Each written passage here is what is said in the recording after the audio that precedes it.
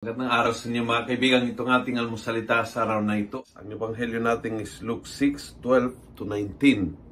Sabi ng ebanghelyo, they gathered to hear him and to be healed of their diseases, and people troubled by unclean spirits were cured.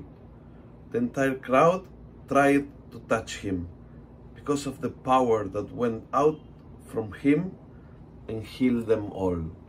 Try to touch him. Try to touch him kasi di ka mabibigo eh.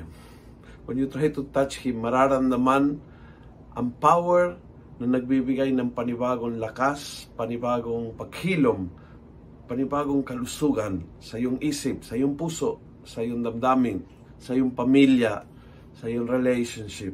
Try to touch him dahil takot ang mga demonyo sa kanya. Try to touch him kasi aalis sila. Aalis yung masama na umiikot sa buhay mo, na talagang sinusubukan sirain ang buhay mo. When you try to touch Jesus, tumatagbo silang palayo. Wala sila, hindi nila kayang kapangyarihan ng Panginoon. Hindi kayang sirain ang buhay mo.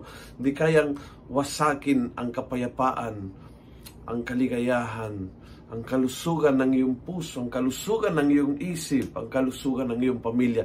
Hindi kayang sirain ni numan. When you try to touch Jesus, yung kanyang kapangyarihan immediately comes into your life. Kaya siguro ang paanyaya ngayong araw na ito is try to touch him today. How? Well, sit down a good 10-15 minutes and you will see how touching his word will open for you yung flood of healing power of the Lord. Try to go to Mass and receive communion. In that moment, you touch him. You touch him with your tongue. You touch him when you receive him.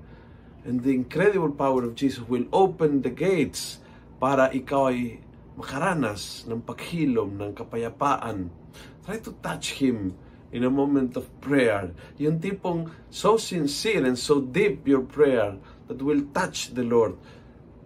Today, find a way para mahawakan ang Panginoon, para matouch ang Panginoon.